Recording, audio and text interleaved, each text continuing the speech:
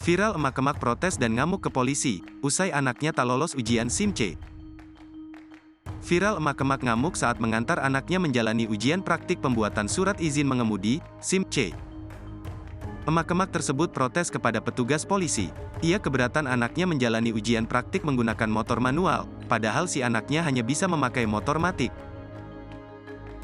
Dalam video viral yang diunggah akun TikTok Biru Langit 153, kejadian tersebut terjadi Pekanbaru, Riau. Berdasarkan keterangan video, ibu tersebut marah sebab di sana ujian praktik SIM C menggunakan motor manual dan tidak ada opsi menggunakan motor matic. Sedangkan anaknya hanya bisa membawa motor transmisi otomatis.